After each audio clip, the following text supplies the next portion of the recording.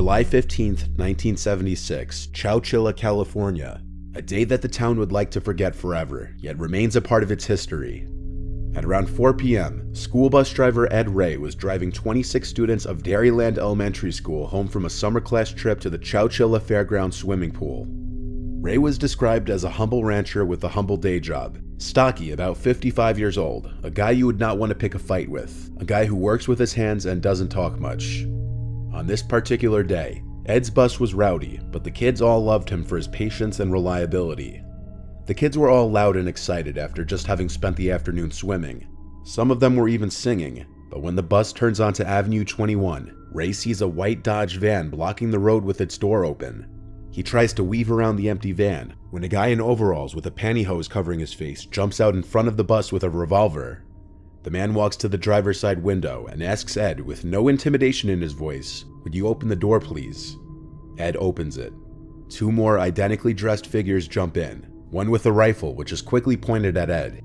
Everybody goes to the back of the bus. The one without a rifle starts to drive, and the one with the revolver hops in the van to follow them. They drive about a mile and park the bus in a bamboo thicket. The entire ride was apparently so silent that it added to the pure horror of it. The bus was hidden near the Chowchilla River, and 12 kids were ushered into the white van that was following the bus. Ray and the other 14 kids got into the back of the second van that was waiting at the location, this one green. There was a partition separating the driver's seat to the back of the van, and all the windows were sealed. Ed and all the kids sat in the backs of these vans for 11 whole hours, in the pitch black and extreme heats, all the while scared for their lives, not knowing what was going to happen next.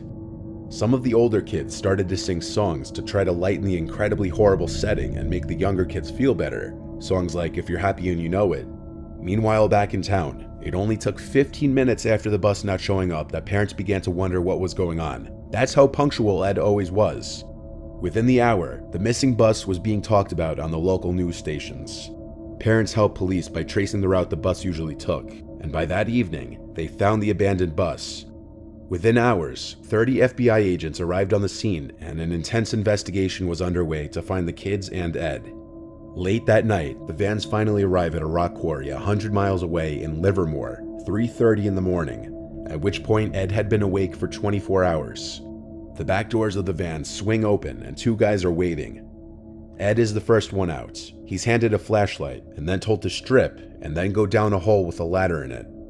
Above ground, roll call is being taken for the children, and their names are written as they're made to leave the bus one by one. Then they're stripped and sent to join Ed down the ladder into what was referred to as the hole, which turned out to be an old moving van, which had been placed in a large dugout hole 12 feet underground. Ed immediately worried that the ceiling would cave in or that they'd suffocate. However, there were two air shafts, hoses that ran above ground to a tree. There were also some mattresses on the ground and a pathetic amount of necessities: Wonder Bread, peanut butter, potato chips, water jugs, and some holes carved for toilets. After all the kids were inside, one of the captors said, "We'll be back for you." Then a steel plate slid over the entrance and was weighted down by something. They of course begged to be let out, and many of the younger children screamed. Then they heard repeated thumps on top of the van. They couldn't see it, but their captors were shoveling dirt on top of the van, burying them alive. Panic ensued in the trailer when it was realized what was happening. Ed tried his best to keep everybody calm. Ed and Michael Marshall, the oldest kid in the group, who was 14, started to push at the lid to try and open it, but it was pointless. So by now, Ed instructed everyone to eat and get some rest. 12 hours later, the food was all already consumed, and the ventilation system that was keeping the van cool stopped working, and the hot July air started to fill the tight space. On top of that, the roof of the van started to cave in, and Ed knew time was very limited. The survivors, now adults, recount that around this time, as the walls and ceiling of the van were caving in and there was no food left, that they were starting to realize they wouldn't likely make it out of this alive. Ed and Michael started to pile up the mattresses in the trailer to get to the roof, which had been covered with a heavy sheet of metal and weighted down with two 100-pound industrial batteries. After hours of effort, Ray and Michael wedged the lid open with a piece of wood and moved the batteries. They then dug away the remainder of the debris blocking the entrance. 16 hours after they had entered the van, the group emerged and walked to the quarry's guard shack, where a security guard called the police. Ed and the children were brought to a nearby jail, where they were fed and interviewed by police. So the captors were three men: Frederick Newall Woods, James Schoenfeld, and his brother Richard. Frederick's family owned the quarry that the van was buried at. The three men were finding themselves in financial struggles, so they planned to hijack the bus and demand a $5 million ransom to release the group. The men would flee when they saw the group escaped though, but they were found after a 2-week manhunt. They were found guilty and sentenced to life with the possibility of parole.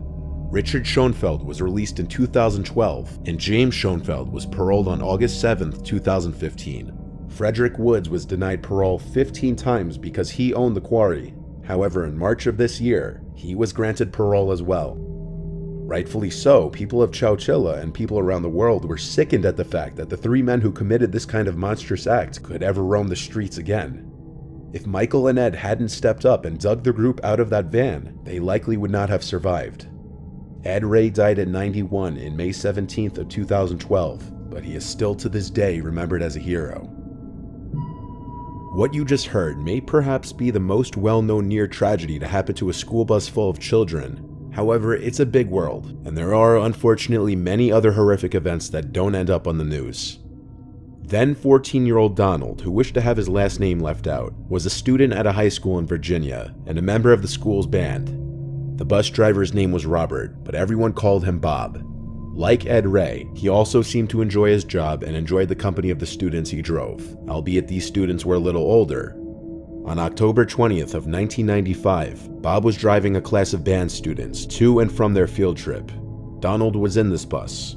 The festival they went to ended late at night, around 10, and the drive back to the school where the students would be dropped off was a 45-minute drive away. The bus was on Route 58, a highway that runs through Virginia.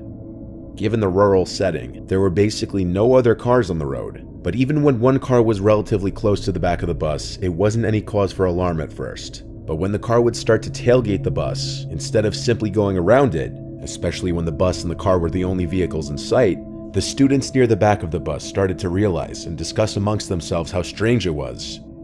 Bob the bus driver would switch into the left lane to get the driver off his ass, and all the kids watched as the car floored it past the bus in the right lane. Some kids shouting things out the windows, to which the chaperone on the bus told the kids to knock it off. Donald recalls thinking the car was gone and it was just some aggressive late-night driver, when suddenly the bus slammed on the brakes so hard that everybody was slightly lifted from their seats, and there was an ear-piercing shriek from the brakes. The bus came to a halt on the middle of the highway, and Bob told everyone to remain calm. The bus went into reverse for a few moments, then back in drive to another halt. Bob shouted at everybody on board the bus to keep quiet and don't panic. And hearing those words made Donald, along with his friends he was sitting with, and every other student on the bus whisper amongst themselves nervously. There was shouting from outside the bus from multiple men's voices. Then the bus doors opened, and two men wearing black pullover masks armed with handguns came on board, yelling at everyone on the bus to shut up in response to a few students near the front screaming. One of the men with the guns announced to the entire bus to empty their wallets of all cash and take any jewelry off and to give it to them. They went row to row with their guns pointed at the kids, as each student took out their wallets and placed whatever small amounts of money broke high school students could be carrying in their wallets into the plastic bag the guy was holding, and the girls would take off their jewelry. Some students would scream as the gun was pointed in their faces, which would be a natural reaction for some. Donald described the moment he had a gun pointed at his head at 14 as emotionally traumatizing, that he felt his entire existence would end if he moved or looked at the guy the wrong way. The men didn't even make it to the back of the bus before they decided to leave in a hurry, most likely panicked that other cars would pass by and stop. The car floored it away down Route 58 with its lights off. Its license plates had been covered, indicating it was a planned attack, if the guns and masks weren't already indication enough. Everyone on board made it home okay, just most of the students, as well as Bob and the chaperone, had been robbed. Unfortunately, bus robberies are a common thing though, and while most probably aren't caught on video, what you're about to see was. A school bus traveling along the N4 in Whitbank one Friday night this past February was attacked by armed robbers. The teachers did not know it at the time, but the robbers had laid out rocks on the highway, intending to cause damage to vehicles so that the drivers would stop and the robbers could steal from them at gunpoint. The bus was carrying 4 teachers and the driver. There were no pupils in the vehicle. They were traveling back to the school after an athletics meeting when they hit the rocks and ruptured a tire. There were 3 robbers, 2 were armed with guns and 1 with a knife.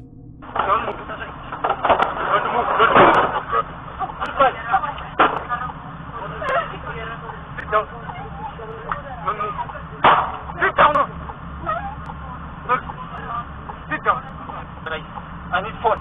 Okay, yes, you can take it. Give me a phone. Why? Give me a phone. What is that you got? The assailants stole cell phones, cash, jewelry, and a smartwatch. The bus driver was hit in the face with a gun and sustained a minor jaw injury, but that was the only injury. The robbers then fled the scene, and eventually a tow truck later pulled over to assist. One of the teachers borrowed the tow truck driver's phone and called her fiancé, who notified the authorities. Police soon arrived and an investigation began. The robbers have still not been identified.